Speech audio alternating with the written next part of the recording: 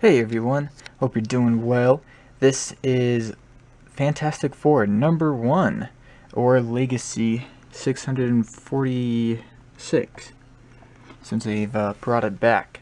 So, Fantastic Four was not being published for quite a while, actually. I'm not exactly sure how long, but it's been a couple years at least, so it's cool that they're bringing it back, since it was really the first comic from Marvel that really became popular and kind of launched the Marvel Age of Comics back in the 60s. So I got this, and I also got this really cool reprint of the first Fantastic Four, which came out in August 1963, I think, is when it first came out. 63 or 61. Let me check. Yeah, it was August 8th, 1961. So anyway, Marvel went ahead and reprinted this issue in its entirety, so it even has the old old commercials and everything. So that's very cool.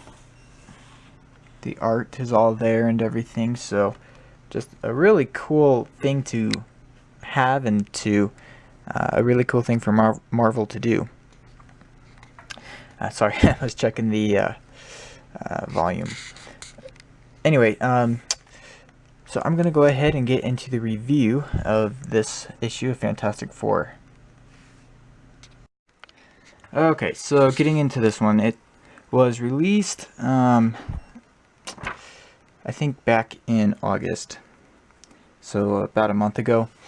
But I'm just getting to it now because I've just been busy, as you guys know. So anyway, this was written by Dan Slott and drawn by Sara Pichelli. Now, Dan Slott, I was not a fan of his Spider-Man run, most of his Spider-Man run. I did enjoy Go Down Swinging. It seemed like he saved a good story for last, but the majority of it just was not my cup of tea. So it was interesting to see how he did on Fantastic Four.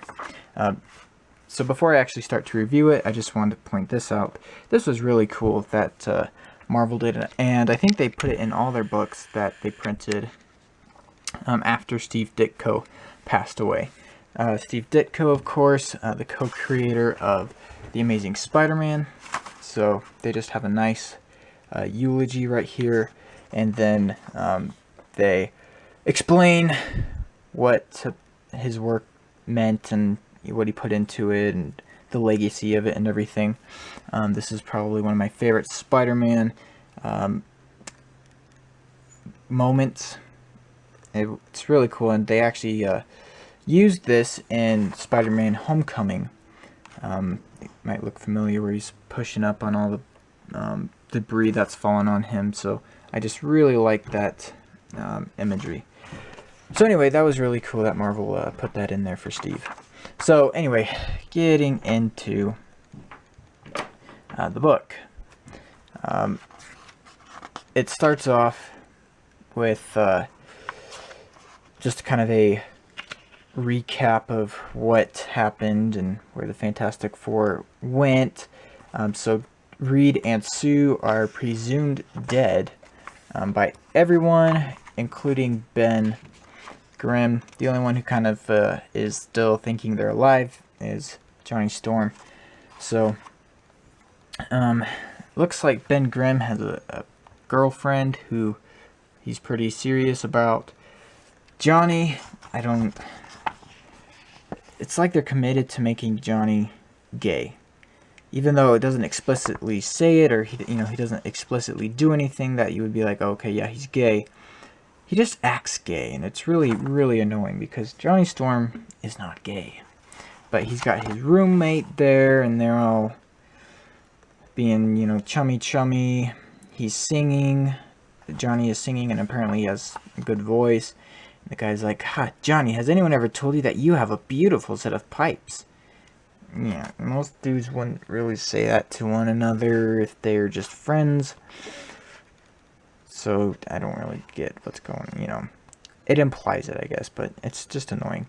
And then he's surrounded by these not so attractive girls, and then someone sets off the Fantastic Four signal, which happened in the first issue back in '61. That's kind of their way of calling everyone to action. The Avengers have their Avengers Assemble thing. The Fantastic Four shoot up a flare, and their name spreads across the sky, and they know, okay, they need to go to the Baxter Building and meet. So Johnny, of course, is like, oh yeah, they're back, and so he, flames on, flies away, and Ben Grimm is just, he's like, nah, it's not them. So Johnny Storm gets there, and the thing was right. They are just a bunch of punk kids who were playing a prank. And then there's this news coverage on it, and it was actually a really clever way of getting the origin story into the book, explaining that, the family went up in the spaceship, they were exposed to weird cosmic rays, and when they got back, they had all these abilities and everything, and they became 4 of Earth's finest champions. So that was a clever way to get that origin story in there. So yeah, then there's this coverage on the prank.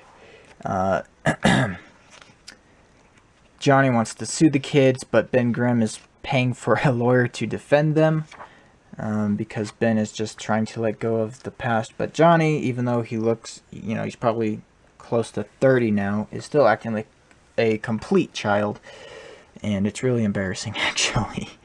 Really embarrassing. So I'm not a huge fan of Johnny Storm in this series. I did get all of the Fantastic Four True Believers $1 comics, so I could kind of read a brief, read through a brief history of the Fantastic Four, so I could get a feel for the characters and know what they should be like. I haven't gotten through all of them, but I know Johnny's not supposed to be this kind of, I don't know, crybaby. He is definitely a hothead, and he complains, but just the way that, especially in today's world, he just seems just like a soy boy mama crybaby. So, it's, what are you gonna do? So you guys may have noticed the memory card ran out again. Doggone it. So anyway, Ben goes back to the Baxter Building with one of his friends, and is just looking over all the old artifacts, and yep, sure enough, that's where the kids got the flare from. And he just starts telling the story about one time they almost got lost. Well, they did get lost, but then they found this, I forget what her name was, but, she knew the way home, and I guess she had the artifact to get them there. You just had to sing to it, which of course Johnny does, and they get back home. So basically that whole thing was just Ben kind of letting go of the Fantastic Four, and Sue and Reed and their kids. So then he actually ends up proposing to his girlfriend right after telling that story. So that was a cool scene, It's interesting. I think she's blind, so she can hear him, but she can't see him, which is kind of interesting. Obviously, she knows he's like a rock monster because she can still feel him, and I'm sure, he's told her that. But in terms of actually seeing him, she can't. So it's, putting kind of Ben back as a human for a bit, when someone can love him for who he is instead of looking at the outside, at the ugly monster. So yeah, I just like that part. That's kind of cool. So this is probably the part that made me dislike Johnny the most. Ben asks him to be his best man, and he just, a big old toddler, no. Except much louder than that, but I not going to, I'm not gonna try to do that. So he's all triggered because he's like, there's only one man in the whole world who should be best man at Benjamin J. Grimm's wedding, and that's Reed Richards. And Ben's like, look, you ungrateful little brat. Reed Richards is gone, and I'm asking you to kind of fill his place and be my best man, and you're just throwing it back in my face. And Johnny's all, oh, he's not gone, and I'm just so done with this. I'm not talking this anymore. You hear me? And he just flies away. Then he starts yelling at the sky in anguish. And after he gets that out of his system, he comes back and is like, it's true, isn't it? They're really gone. And Ben's, I'm sorry, kid, yada, yada, yada. And guess what? They're not gone.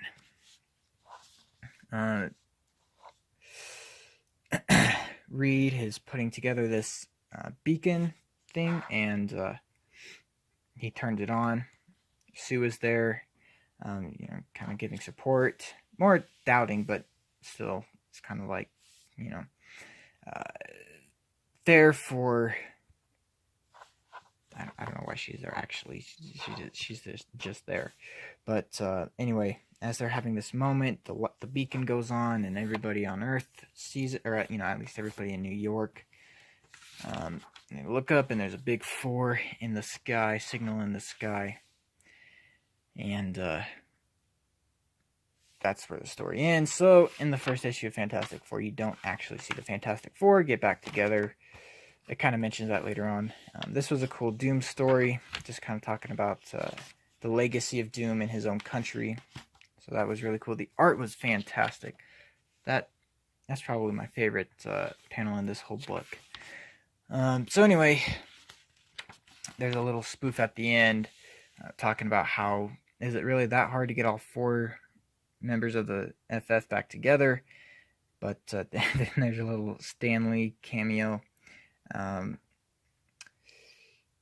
He's informing this guy, I guess his name is Impy, that the Fantastic Four will be back together in next month's issue. Yours, Marvel Comics, XOXO Excelsior. So as long as they get back together in the second issue, I guess it's still kind of lame they didn't get back together in the first issue, but it was all kind of set up and everything. So it was a good issue. I enjoyed it. It was an enjoyable read, much more enjoyable than I was actually thinking it was going to be. So I might pick up the second issue. I have canceled all of my Marvel subscription, so this will probably be the last new Marvel book that I review in a while. So unless I pick up Avengers 6 or Fantastic Four #2, this is pretty much it for the new Marvel comics right now, because it's just getting too expensive with all the titles I'm getting every month, and I just still like DC's books better, and I am more interested in the books that are out, that they're putting out right now.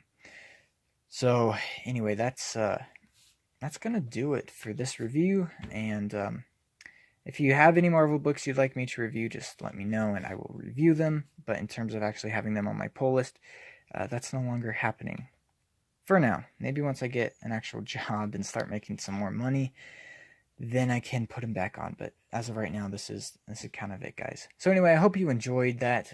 I would recommend this, especially if you're a fan of Marvel and the Fantastic Four. Dan Slott, who has claimed to be a huge fan of the Fantastic Four, seems to be following through, at least for right now. Sometimes these SJW writers kind of fake you out with the first couple issues being good, and then they just go downhill. But this one might actually stay good. We'll see. I don't know. Anyway, let me know what you guys thought, and I will see you guys in the next review. Thanks for watching. Bye.